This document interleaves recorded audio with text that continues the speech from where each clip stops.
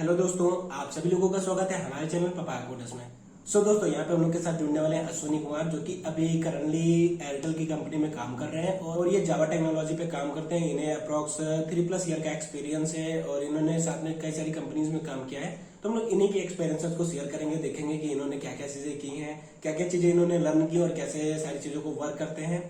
तो यहाँ पे हम लोग उन्हीं के एक्सपीरियंसेस को एक्सप्लोर करेंगे, जानेंगे कि उन्होंने कैसे प्रिपेयर किया, कैसे उन्होंने एमएनसीज के लिए अप्लाई किया और कैसे उन्होंने कंपनीज को क्रैक किया और क्या क्या चीजें हम लोग को एज अ डेवलपर करनी चाहिए। सो इससे भी आप लोग को आइडिया लगेगा। अगर आप लोग जॉब के लिए अप्लाई करना चाहते हैं तो आप लोग को भी यहाँ पे लर्निंग बहुत ही बेटर होने वाली है। सो आप लोग इस वीडियो को एंड तक देखेगा, यहाँ पे आप लोग को एक अच्छा खासा आइडिया लग जाएगा कि कैसे आप लोग को आगे प्रोसीड करना है। और साथ में अश्विनी कुमार का एक यूट्यूब चैनल भी चलता है जिसपे ये बहुत सारे कंटेंट अपलोड करते रहते हैं, जो कि बहुत ही अमेजिंग है। मैं लिंक आपको डिस्क्रिप्शन बॉक्स में दे दूंगा।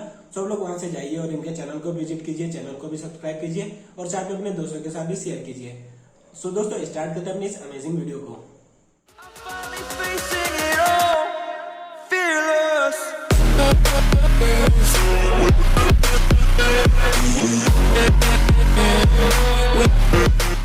यहाँ पे हम लोग के साथ अश्विन जी जुड़ चुके हैं और अब हम लोग यहाँ पे इनके सारे एक्सपीरियंसेस को शेयर करेंगे कि कैसे कैसे इन्होंने सारी चीज़ों को अचीव की है। और अभी ये एयरटेल की कंपनी में काम कर रहे हैं, तो हम लोग वहाँ के भी एक्सपीरियंसेस को शेयर करेंगे कि कैसे वहाँ पे वर्क होता है और अगर किसी को अप्लाई करना है जॉब के लिए लाइक एमएनसीज में या फिर बड़ी कंपनीज में तो कैसे कर सकते हैं हम लोग, उन सभी चीज़ों के बारे में भी डिस्कस करेंगे। सो स्टार्ट करते हैं। अश्विन जी, आपका बहुत बहुत स्वागत है हम लोग के चैनल पे। और स्टार्ट करते हैं एक ब्रीफ इंट्रोडक्शन के साथ।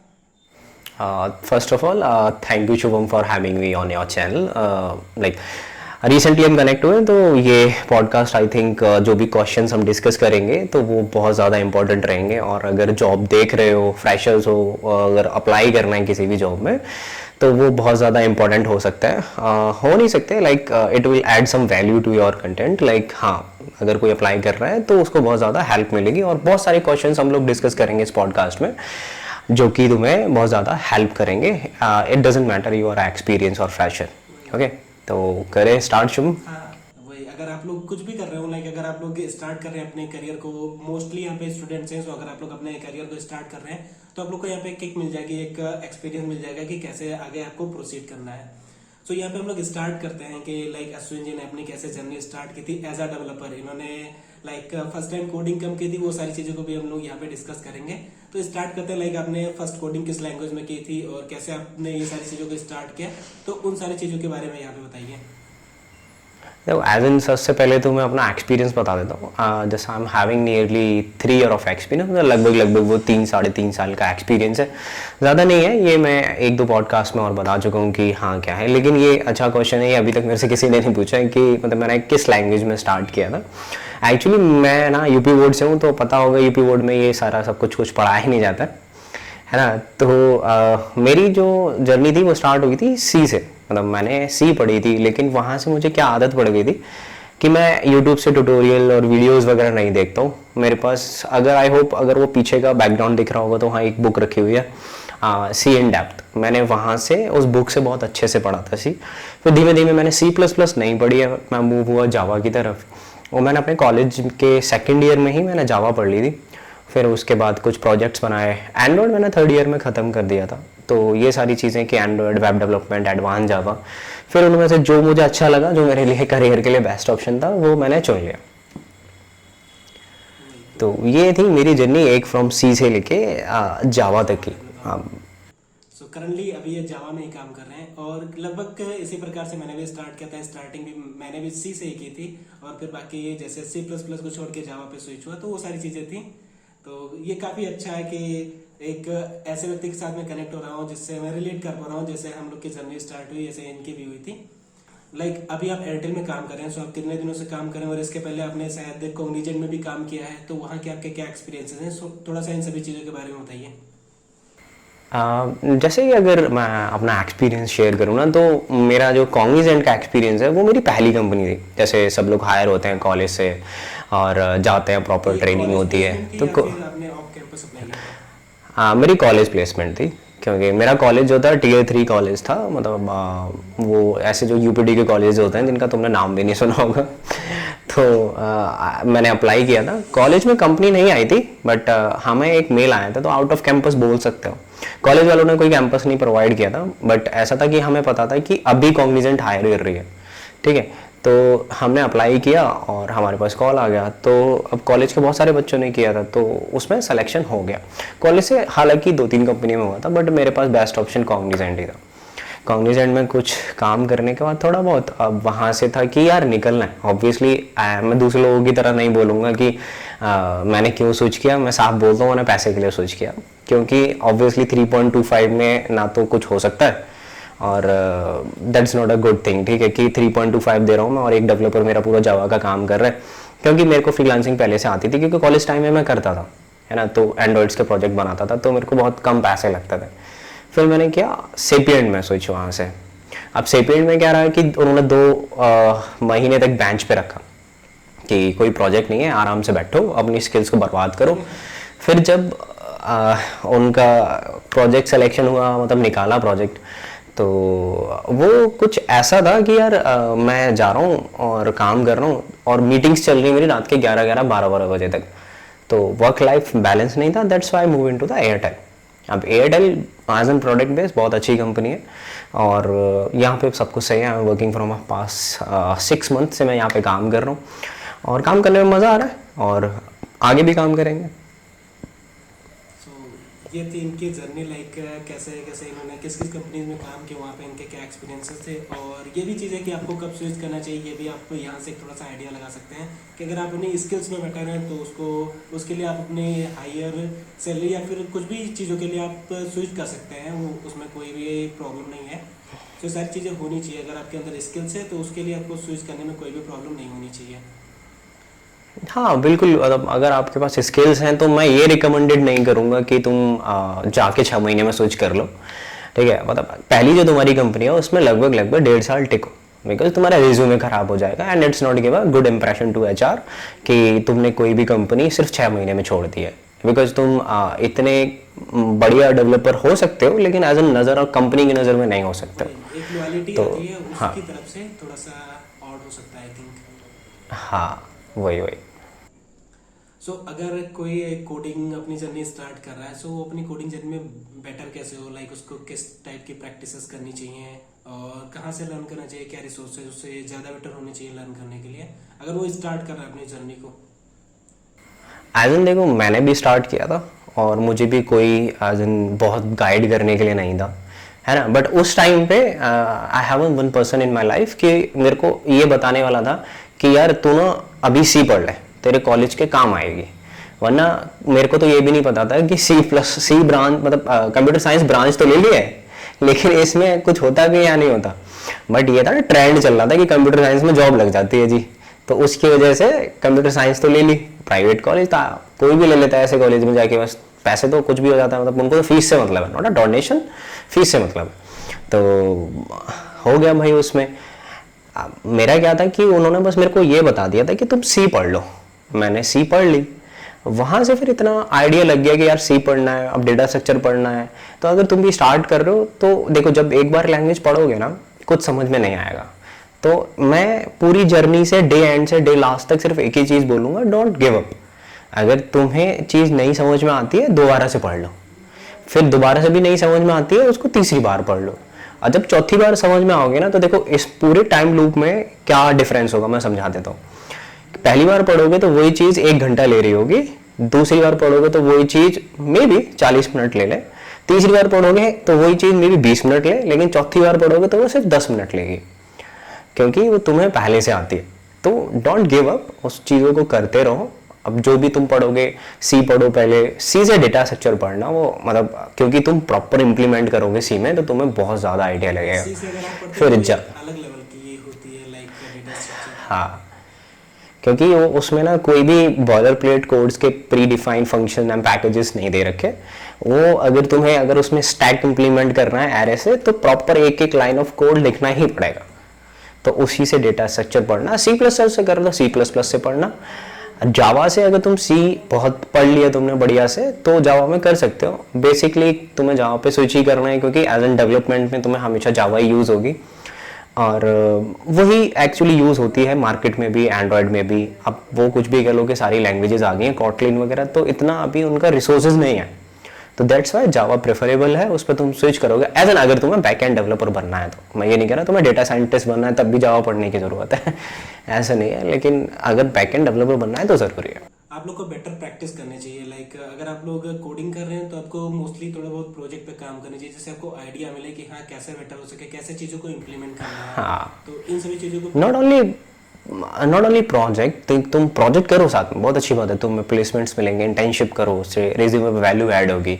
साथ ही साथ जैसे ही सी पढ़ो, एक टॉपिक पढ़ो, उसके साथ हैकर रैंक पे, हैकर अर्थ पे, कोड शेफ पे अपना अकाउंट बना लो, लीड कोड पे, और उसी टॉपिक के क्वेश्चन सॉल्व करते जाओ। वहाँ पे आपको बहुत सारे तो क्वेश्चन लाइक वहाँ पे लेवल वाइज क्वेश्चन होते हैं, सो आप उन सभी चीज़ों पे भी फोकस कर सकते हैं। और ये है कि वहाँ पे आपको अच्छी रैंकिंग भी मिलती है और लाइक कंपनीज भी देखती हैं आई थिंक ये सारी चीज़ें। हाँ, तो वो आराम से तुम कर सकते हो। और ये बहुत ज़्यादा हेल्प करता है कि एक एटीट्यूड होना चाहिए कि मुझे गिव अप नहीं करना है।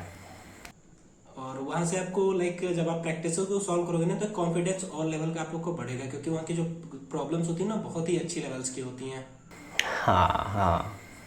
अब हम लोगों ने बात कर ली कि कोडिंग में कोई बेटर कैसे हो, तो वो सारी चीज़ें हो गई। लाइक यहाँ पे बहुत सारे लोग कोडिंग सीख गए और अब उन्हें जॉब करना है, तो जॉब के लिए लोग अप्लाई कैसे करें, उनका रिज्यूमे स्ट्रक्चर कैसे होना चाहिए, क्या क्या चीज़ें होनी चाहिए। अगर वो किसी एक स्पेसिफिक चीज़ को टारगेट कर रहे हैं, लाइक जावा डेवलपर को एज अ टारगेट कर रहे हैं या फिर Android developer as a target कर रहे हैं कि उनको इसमें जॉब चाहिए, तो उसके लिए लोग कैसे प्रिपेयर हों, ये सारी चीज़ें। देखो, एज पर माई एक्सपीरियंस में इसको पूरे क्वेश्चन को ना एक सीधे इसको सिनॉप्सिस कर देता हूँ कि तुम्हें जॉब चाहिए। अब उसके लिए बेटर क्या है, तो देखो चक्कर ये है कि तुम्हारी स्किल्स बेटर हैं, लेकिन कुछ और पॉइंट्स होते हैं। सबसे पहली चीज़, मैं ये नहीं कह रहा कि इंग्लिश इंपॉर्टेंट है, बट होनी चाहिए। जब तुम किसी से बात करते हो और उसको कम्युनिकेट करते हो चीज़ों को, तो कम्युनिकेशन तुम्हारी हिंदी में भी इतनी स्ट्रांग होनी चाहिए, जब किसी से बात करो ना तो इम्पैक्ट पड़े। ये नहीं कह रहा तुम सीख नहीं पाओगे, देखो ये चीज़ें ना सीखने वाली होती हैं कम्युनिकेशन स्किल्स, तो बोथ लाइन की इंग्लिश में भी और हिंदी में भी। फर्स्ट कम्युनिकेशन स्किल्स होगी हमारी, स्किल्स मेरी पहले से हैं ही। अब प्लेसमेंट में दो चीज़ें बहुत इंपॉर्टेंट रोल प्ले करती हैं कि कंपनी आउट ऑफ कैंपस या तुम्हारे कैंपस में आ रही है ना। तो उसके लिए क्या करना है मैंने कि कैंपस में आ रही है उसके लिए भी अप्लाई करना है, और आउट ऑफ कैंपस के लिए हर जॉब पोर्टल पे अपनी पहले लिंक्डइन पे आईडी बनानी है, रिक्रूटर को मैसेज करना है। और डिमोटिवेट होने की ज़रूरत नहीं है, जब तुम 100 लोगों को मैसेज करोगे हो सकता है एक भी रिप्लाई ना करे, ठीक है, क्योंकि किसी के पास इतना टाइम नहीं होता है। जैसे अगर मुझे रिप्लाई करोगे तो मोस्ट ऑफ द चांसेस है कि मैं हर एक मैसेज का रिप्लाई करता हूँ, है ना। अगर किसी को और को रिप्लाई करोगे तो वो नहीं करता हो, मतलब बिकॉज मेरे पास ऐसे रिप्लाईज आते हैं, ये थोड़ा सा टॉपिक से हट के जा रहा हूँ, बट कि मुझे इस चीज़ की हेल्प ज़रूरत है, तो मैं ये समझता हूँ कि मुझे जिस टाइम पे ज़रूरत थी तो मुझे हेल्प मिली, ठीक है। तो अब वो कैसे भी मिली हो, मेरे को 10 बार ट्राई करने के बाद मिली हो, तो क्यों ना, अब हो सकता है ना उस बंदे का मैं 10th या 100th पर्सन हूँ जिसने मुझे मैसेज किया हो, तो लेट्स कि हाँ रिप्लाई कर देता है, तो कुछ नहीं जाता है। लेकिन अब जिनके बड़े सब्सक्राइबर हैं और वो बहुत अच्छे से काम कर रहे हैं, अब वो क्यों तुम्हें रिप्लाई करेंगे, उनका अलग माइंडसेट होता है, या कोई अच्छा भी हो सकता है तो कर भी सकता है। तो बैक टू द टॉपिक कि सबको लिंक्डइन पे अपना रिक्वेस्ट भेजना है, HR को कनेक्ट करना है, ठीक है। उसके बाद तुमने क्या करना है कि अब रिज्यूमे की बारी। रिज्यूमे एक पेज से ज़्यादा मत रखना, ठीक है। फ्रेशर हो, मैं एक सैम्पल बता दूंगा, शुभम ऐड कर देगा उसको, ठीक है, कि अपने डिस्क्रिप्शन में वहाँ से जाके बढ़िया सा रिज्यूमे बना लेना। अब बात आती है तुम्हारी जॉब हंटिंग की कि प्रिपेयर कैसे करोगे, तो वो सारी चीज़ें तुम्हारी स्किल्स में आ जाती हैं कि कैसे आंसर करना है, कैसे। और जो भी HR राउंड के क्वेश्चंस हैं, मैनेजर राउंड के क्वेश्चन मैंने अपने चैनल पर डाल रखे हैं, तो चैनल पर जाके वीडियो सेक्शन में सिर्फ सर्च कर लेना कि HR मैनेजमेंट ऐसे क्वेश्चंस, तो ओके, चैनल पे जाके सर्च कर लेना कि HR मैनेजमेंट से रिलेटेड क्वेश्चंस, और ये सारे क्वेश्चन तुम्हें मिल जाएंगे वहाँ पे, ठीक है। जावा से रिलेटेड क्वेश्चन, टॉप क्वेश्चंस, और कुछ और चाहिए तो या तो शुभम से मुझे रिक्वेस्ट कर सकते हो, उसके ऊपर वीडियो तुम्हें मिल जाएगी। सो यहाँ पे बहुत सारे लोगों का ये इशू रहता है कि वो ये जानना चाहते हैं क्या डीएसए इंपॉर्टेंट होता है जॉब के लिए या नहीं होता, अगर होता है तो उन्हें कितने लेवल का करना चाहिए डीएसए और क्या क्या चीज़ें आनी चाहिए। सो इसके बारे में कुछ चीज़ों को डिस्कस करना है, लाइक उन्हें कौन कौन से टॉपिक को कवर अप करना चाहिए जिससे कि वो एक जॉब के लिए परस्यू कर पाए, या फिर अगर उनसे कोई भी क्वेश्चन पूछा जाए तो वो उसका सही से जवाब दे पाए, तो किस लेवल का आना चाहिए। यार देखो, डीएसए नो डाउट इम्पॉर्टेंट है, ठीक है, सीपी भी इम्पॉर्टेंट है, दोनों ही इम्पॉर्टेंट है, लेकिन यहाँ पे प्रॉब्लम क्या है कि तुम्हें कंपनी वाइज प्रिपेयर करना चाहिए। तुम्हें जितना अच्छे से आता है डीएसए नो प्रॉब्लम, कर लो, जितना सीपी तुम अच्छे से कर सकते हो कर लो, क्योंकि वही वाली बात है ना कि अगर तुम जितना टॉप लेवल पे करोगे तो जितने नीचे की कंपनी होंगी वो आराम से निकल जाएंगी, है ना। कि अगर तुमने बहुत अच्छे से डीएसए कर लिया, लाइक फैंग लेवल का तुमने डीएसए कर लिया, तो नीचे की जो भी टीयर 2 की कंपनी होंगी या टीयर 1 की कंपनी या फिर जो भी एमएनसीज हैं, service based company, product based company, वो तो खुद से निकल ही जाएंगी। तो फिर अच्छे से प्रिपेयर करो जितना तुम पे हो सकता है। इसका कोई लेबल डिसाइड मत करो कि यार मैं जावा के ना 10 क्वेश्चन कर लेता हूँ ऐसे नहीं है। बट अगर तुमको जॉब चाहिए, मतलब मान लो कि तुमको एमएनसी में सिर्फ जॉब चाहिए, जॉब रेडी डीएसए तुमको करना है ना, तो फिर सारे टॉपिक्स पढ़ लो और उनके ऑलमोस्ट करीबन 30 क्वेश्चंस लगा लो, जो कि बहुत बहुत इंपॉर्टेंट होते हैं और वो ज़्यादा चांसेस हैं पूछने के। लेकिन हाँ, तुम्हारे बेसिक लॉजिक क्लियर होने चाहिए। सपोज अगर मैं तुम्हें कोई क्वेश्चन दे रहा हूँ एज एन इंटरव्यूअर, अगर मैंने तुम्हें वो क्वेश्चन मॉडिफाई कर दिया तो फिर क्या करोगे। तो रटना नहीं है, क्वेश्चंस को करना है, ठीक है। तो यही था कि डीएसए इंपॉर्टेंट है और जितना हो सके कर लो, पर मिनिमम रिक्वायरमेंट हर एक टॉपिक के 30 क्वेश्चन करके चलो। और अगर बात रही कि सर्विस बेस्ड कंपनी की, तो इनमें बहुत कम ग्राफ और ट्री पूछा जाता है, और बात रही प्रोडक्ट बेस्ड की तो उनमें ग्राफ और ट्री भी पूछा जाता है तो ये क्लियर हो रहा होगा कि सर्विस के लिए तुम्हें क्या प्रिपेयर करना है कि array, link list, stack, Q, इतना काफ़ी है, और स्ट्रिंग, इतने में तुम्हारा निकल जाएगा। और जब प्रोडक्ट बेस्ड में जा रहे हो तो ये सारी चीज़ें, ठीक है। और फिर जब तुम्हें थोड़ा एक्सपीरियंस हो जाता है तो वहाँ सिस्टम डिज़ाइंस वगैरह आ जाती हैं, है ना। जैसे मेरे लेवल पे अभी अगर मैं अभी स्विच करूँगा तो सिस्टम डिज़ाइन डेफिनेटली मुझसे पूछा जाएगा। अब सिस्टम डिज़ाइन में भी दो चीज़ें हैं कि तुम HLD की बात कर रहे हो या LLD की बात कर रहे हो, तो वो थोड़ा डीप चीज़ हो जाती है। अगर रिसेंटली देख रहे हो तो उतना काफ़ी है जितना अगर सर्विस बेस में देख रहे हो। प्रोडक्ट बेस में देख रहे हो तो फिर तुमको थोड़ा हायर लेवल पे प्रिपेयर करना पड़ेगा। आप लगभग 3 या फिर 4 सालों से जावा में काम कर रहे हैं, तो फिर क्या रीज़न है लाइक जावा के साथ ही बने रहने का। लाइक अगर कभी आपने सोचा है कि किसी अदर लैंग्वेज पे मुझे स्विच करना चाहिए, काम करना चाहिए? कोई प्रॉब्लम नहीं है, जावा से ऐसा कोई सच प्यार नहीं है। बट अभी क्या सिनेरियो है कि मैं एज एन जावा डेवलपर काम कर रहा हूँ, सारी चीज़ें अभी माइक्रो सर्विसेज वगैरह जावा में चल रही हैं। अगर कोई मेरे से बोलेगा कि अभी मैं मान लो कि अभी तुमने मेरे को बोला कि मैं तुमको एज एन एग्जाम्पल दे रहा हूँ कि मैं तुमको 20,000 रुपये दे रहा हूँ, है ना, और तुमने ये चीज़ें सेम .NET में लिखनी है, तो मुझे 2 दिन लगेंगे, मैं .NET सीख लूँगा कोई प्रॉब्लम नहीं है मेरे को। तुम जैसे काम है ना, काम दो उसके। देखो एज एन डेवलपर तुम्हारा एटीट्यूड होना चाहिए कि तुम किसी एक चीज़ पे स्टिक मत रहो, है ना। अगर तुम जावा पे काम कर रहे हो वेल एंड गुड, अगर तुम्हें कोई काम दे रहा है .NET पे, काम अच्छा होना चाहिए, तो मैं .NET पे कर लूँगा, कोई ऐसा कुछ नहीं है। मतलब ऑब्वियसली मुझे नया सीखने के लिए मिलेगा और मेरी कुछ हाइक हो रही है तो ऑब्वियसली बात है, और काम अच्छा है तो मैं अपने रिज्यूम में ऐड कर पाऊंगा कि मैंने जावा में भी काम किया, .NET में भी काम किया। अभी क्या है कि मेरा सारा काम जब तक मैंने अभी से किया है जावा पे चल रहा है। इन फ्यूचर अगर ऐसा कोई मौका मिला कि जहाँ पे मुझे और किसी टेक्नोलॉजी पे काम करने का मौका मिल रहा है और काम भी बहुत अच्छा है और जैसे मैं एक्साइट हो रहा हूँ उस काम को लेकर, तो मैं डेफिनेटली करूँगा। कोई उसमें वो वाली बात नहीं है कि जावा बहुत अच्छा लगता है। तो यहाँ पे जावा से कोई प्यार नहीं है। और अब ये बात करते हैं कि जैसे अगर आपके एक कॉन्सेप्ट क्लियर हो गए, लाइक एक लैंग्वेज में आपके सारे कॉन्सेप्ट क्लियर हो गए, तो कभी आपने ऐसा किया कि दूसरी लैंग्वेज पे आपने स्विच किया हो या किसी दूसरे लैंग्वेज को ट्राई किया हो और आपको लगा हो कि हाँ तब ज़्यादा कुछ है नहीं, खाली सिंटैक्स ही चेंज है? क्योंकि बहुत सारे लोगों को ही कंफ्यूजन रहता है कि वो इससे बहुत ज़्यादा डरते हैं कि कौन सी लैंग्वेज को चूज किया जाए। तो यहाँ पे इस चीज़ को थोड़ा क्लियर कीजिए कि लैंग्वेज को चूज करना क्या बहुत ही इंपॉर्टेंट है या कॉन्सेप्ट मैटर करता है? नहीं यार, ऐसा कोई इंपॉर्टेंट नहीं है लैंग्वेज को चूज़ करना, सही बताऊँ तो, क्योंकि तुम किसी भी लैंग्वेज को चूज़ करो और तुम्हारे कंसेप्ट क्लियर होने चाहिए बेसिकली यार। मतलब अब वही एक सेम एग्जांपल है, थोड़ा अगर टेक्निकल से हट के एग्जांपल दूँ, अगर मैं तुमसे बोलूँ कि तुम्हें एक हीरो होंडा की पैशन प्लस चलाने आती है ना, या फिर कोई प्लेटिना चलाने आती है ना, तो अगर प्लेटिना तुम्हें चलानी आती है तो तुम हीरो होंडा चला लोगे, अगर तुम्हें हीरो होंडा चलानी आती है तो माइट भी तुम फेजर भी चला लोगे। अब तुमसे बोलूँ कि मैं रेसिंग बाइक चला लो, है ना। अब ठीक है तुमको आती है, लेकिन डेफिनेटली तुम वो रेसिंग बाइक भी चला लोगे अगर तुमने नॉर्मल बाइक चलाई है। अब तुम्हें प्रॉब्लम क्या होगी इनिशियली गियर शिफ्टिंग में, कि यार आगे गियर डलता है, चार पीछे डलते हैं, ऐसे कोई भी अगर यामा की बाइक हुई, R15 हुई, तो वो थोड़ा सा इनिशियली तुमको, तो एज इन सेम लैंग्वेज में होता है, तुम एक में परफेक्ट होगे दूसरे में स्विच करोगे तो वो सिंटैक्स में थोड़ा सा चेंज लगेगा, वरना सब कुछ सेम होता है। तो ऐसा कुछ वो नहीं है कि लैंग्वेज कौन सी चूज करनी है, जौन सा तुम्हें अच्छी लग रही है पहले जौन सा चूज कर रहे हो उनसे चलो, इतना कंफ्यूज होने की कोई जरूरत नहीं है। अब यहाँ पे हम एयरटेल कंपनी के बारे में थोड़ा बहुत बात करते हैं, लाइक वहाँ पे आप किन चीज़ों पे काम करते हैं और एयरटेल के किस एप्लीकेशन पे आपने काम किया, थोड़ा सा उसके बारे में बताइए। और लाइक एग्जैक्टली मतलब यहाँ पे थोड़ा सा ऊपर लेवल का जितना आप बता देखो सकते हैं। एग्जैक्टली तो नहीं बता सकता कि थोड़ा सा कॉन्फिडेंशियल होता है कि मैंने कहाँ काम किया है, कैसे काम किया है, तो क्योंकि वो सारे एयरटेल के प्रोडक्ट्स होते हैं। तो अब जैसे मेरा जो काम होता है जनरली, मैं जो काम करता हूँ, मैं जो एक सुना होगा एक आइलैंड है चैनल आइलैंड, तो मैं वहाँ के डेवलपर्स के साथ काम करता हूँ। ठीक है, वो एक एप्लीकेशंस पे काम कर रहे हैं। जो मेरा प्रोजेक्ट है वो माइक्रो सर्विस पे है। अब माइक्रो सर्विस वही कि हम बहुत छोटी छोटी एक एप्लीकेशंस बना देते हैं, एक एप्लीकेशन को अलग अलग मॉड्यूल में तोड़ देते हैं, एक सिंपल भाषा में समझा रहा हूँ।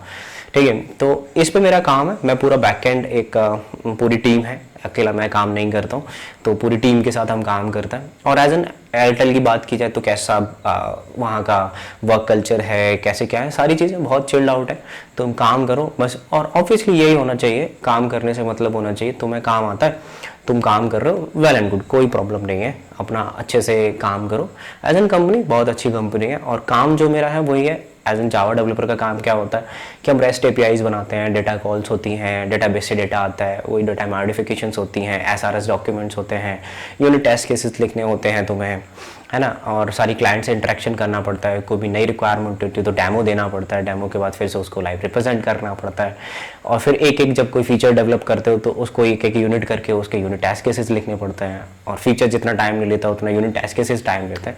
तो एज एन जो डेवलपर का जो काम होता है वो सब हमारा काम होता है कि स्वैगर फाइल लिखनी है तुमको, है ना, स्वैगर की कॉन्फ़िगरेशन करनी है, तुमको सर्वर की कॉन्फ़िगरेशन करनी है। फिर अगर सारा प्रोजेक्ट बन जाता है तो फिर तुम जो कोको डालोगे कोड कवरेज के लिए, है ना, फिर सोनार डालोगे कि कोई कोड फट ना जाए, तो और फिर ये सब डाल के तुम्हारे कोड का कवरेज 85% होना चाहिए, तब तुम्हारी CI/CD पाइपलाइन चलेगी। तो एज एन बहुत कुछ सीखने के लिए मिलता है तुम्हें एज एन डेवलपर, तो यही सब मेरा काम होता है। अगर एयरटेल के लिए आपको रेफरल लिंक की ज़रूरत होगी तो मैं सर का लिंक्डइन में कांटेक्ट दे दूंगा डिस्क्रिप्शन में, आप इनसे कांटेक्ट कर सकते हैं। अगर पॉसिबिलिटी हुई तो ये आपका रेफरल भी दे सकते हैं, अगर आपकी प्रोफाइल अच्छी खासी हुई तो। अगर ऐसा हाँ डेफिनेटली, तो हाँ डेफिनेटली, अगर रेफरल चाहिए आप मुझे कांटेक्ट कर सकते हो। इवन एयरटेल का नहीं, किसी और कंपनी का चाहिए तो you can contact me as an help. अगर तुम्हें जॉब के लिए अप्लाई कर रहे हो या फिर तुम्हें नीड है तो I will give my best, and तुम्हारा रिज्यूमे जो भी मेरे लिंक्स है वहाँ पे मैं फॉरवर्ड कर दूंगा, एंड अगर हुआ तो बहुत होपफुली कुछ अच्छा रिजल्ट ही होगा।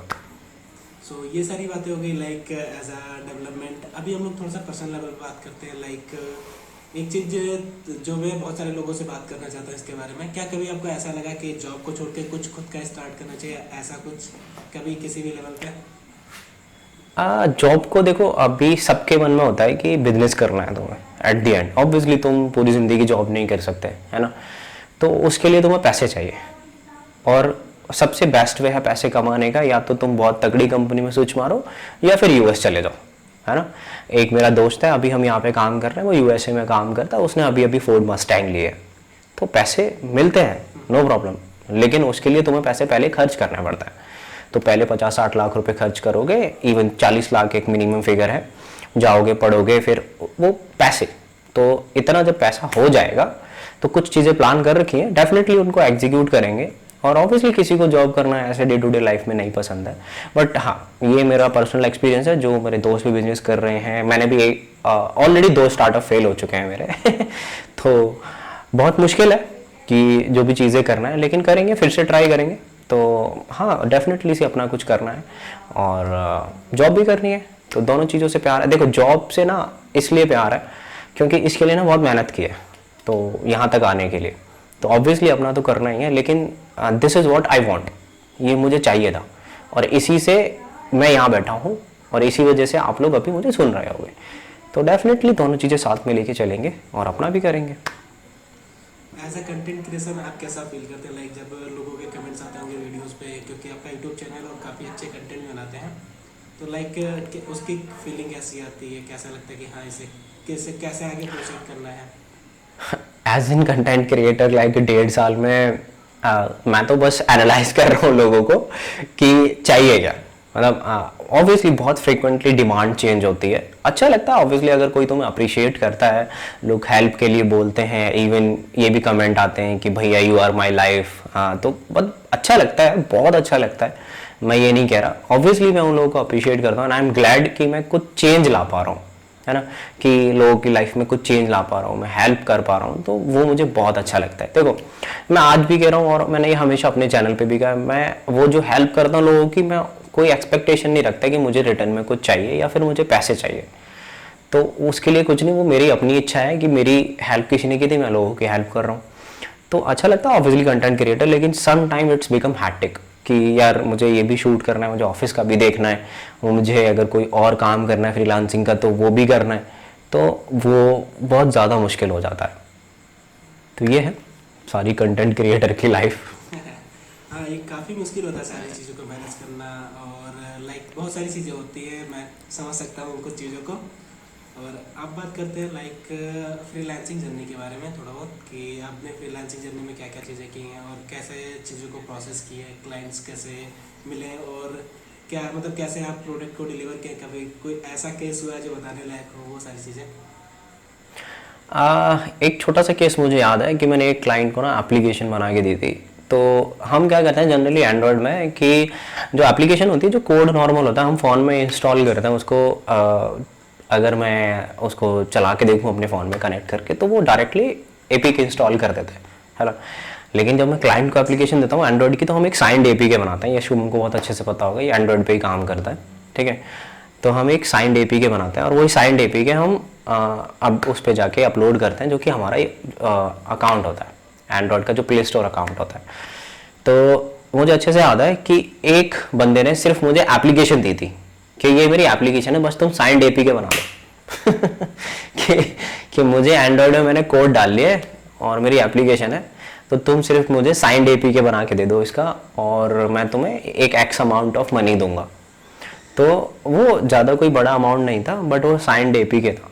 और जहाँ तक फ्रीलांसिंग की जर्नी है यार, मैंने कॉलेज में किया है, और अभी भी जो क्लाइंट्स की बात है, देखो कॉलेज में तो मुझे क्लाइंट्स मिलते थे अपवर्क वगैरह से, फ्रीलांसर से, है ना, फ्रीलांसिंग से। और अभी जो मुझे क्लाइंट्स मिलते हैं, लेकिन अभी मैं करता नहीं क्योंकि मेरे पास ऑलरेडी बहुत सारा काम है। एक फुल टाइम जॉब है, फिर यूट्यूब है, और फिर अपने लिए भी करना है। और आज जैसे फुल टाइम से मैं बिज़ी हूँ, तो नहीं हो पाता है मुझसे फ्रीलांसिंग का काम अब, क्योंकि देखो चक्कर क्या है, मैं डायरेक्टली अमाउंट ऑफ मनी बताता हूँ तुम्हें मेरे ईयर एक्सपीरियंस पे या जिस पे भी। अभी अगर मैं किसी के लिए 3 घंटे काम करता हूँ तो वो मुझे 20,000 रुपये चार्ज करते हैं पर मंथ के, 20 से 30,000 40,000, इससे ऊपर नहीं देंगे, ठीक है। तो ये मुझे अपनी हेल्थ इश्यूज़ और मेंटल हेल्थ के लिए अच्छा नहीं लगता है, तो मैं ज़्यादा फोकस नहीं करता हूँ। और अभी रिसेंटली मुझे जो एक कॉल आई थी लिंक्डइन से, वो थी कि यूएस में कोई एक बंदा वॉलमार्ट के लिए काम करता था, उसको इंडिया से कोई हायर करना था बिकॉज उसे काम करवाना था। और काम क्या था, सिर्फ यूनिट टेस्ट केस लिखने थे वो उसके कोड में, ठीक है। और वो यूनिट टेस्ट केस थोड़े खतरनाक वाले थे, ऐसे नॉर्मल वाले नहीं थे कि कुछ भी कर दिया, वो लिखने थे। और देखो वो लोग ऐसे क्यों करता है, क्योंकि वो वॉलमार्ट यूएसए में काम कर रहा है, उसकी सैलरी एज एन इंडियन में मुझसे 10x होगी, ठीक है। तो वो मुझे वो चिल्लर देगा ना 20-25 हज़ार रुपये, तो उससे उसका कुछ नहीं होगा, सारा काम हो जाएगा। लेकिन मेरी मेंटल हेल्थ, जो कि मेंटल हेल्थ है, वो डिस्टर्ब हो जाएगी पूरी, क्योंकि मैं सपोज 9 बजे फ्री हो रहा हूँ, उसके बाद 3 घंटे काम कर रहा हूँ, 12-1 बजे सो रहा हूँ, क्या मेरी पर्सनल लाइफ रही, क्या मैं अपने पेरेंट्स से मिल लूँगा। इस वजह से मैं फुल टाइम जॉब के साथ प्रेफर नहीं करता, तो अभी तो मैं बिल्कुल नहीं करता। सो काफ़ी इंटरेस्टिंग जर्नी रही है। और अभी सर ने जैसे बताया कि कहाँ कहाँ पे बिजी रहते हैं, क्या क्या सारी चीज़ें करते हैं, तो बहुत ही इंपॉर्टेंट टाइम निकाल के हम लोग के साथ जुड़े हैं। सो आप लोग वीडियो को लाइक जरूर कीजिएगा और कमेंट्स भी कीजिएगा, ताकि हम लोग को और ज़्यादा मोटिवेशन मिले, हम लोग आप लोग के लिए और वीडियोस क्रिएट कर सकें।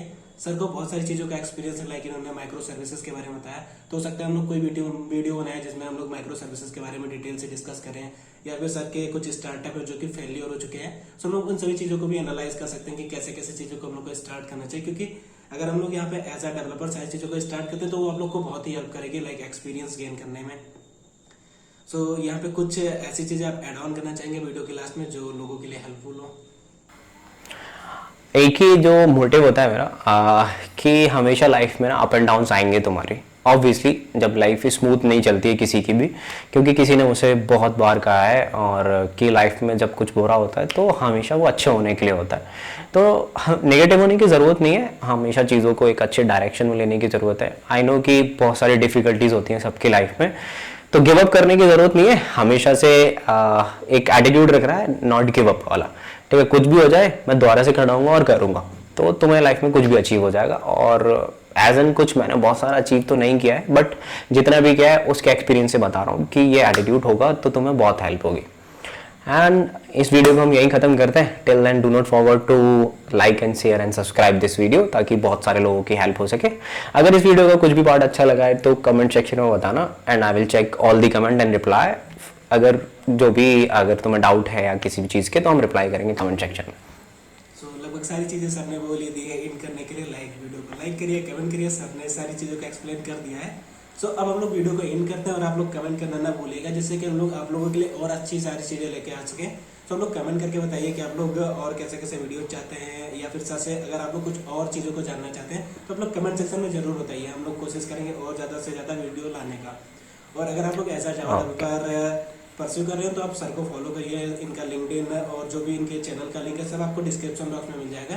सो आप लोग वहाँ से सर को कनेक्ट कीजिए। आप अगर कुछ अच्छा लर्न करना चाहते हैं या फिर किसी भी कंपनी के लिए अप्लाई करना चाहते हैं तो उसमें सर आपको एक बेटर गाइडेंस दे सकते हैं। तो उस सभी चीज़ों के लिए आप सर के चैनल को विजिट कीजिए, इनके लिंक्डइन प्रोफाइल को विजिट कीजिए, या फिर सर को मैसेज कीजिए। वो सारी चीज़ें तो लिंक आपको डिस्क्रिप्शन बॉक्स में मिल जाएंगे।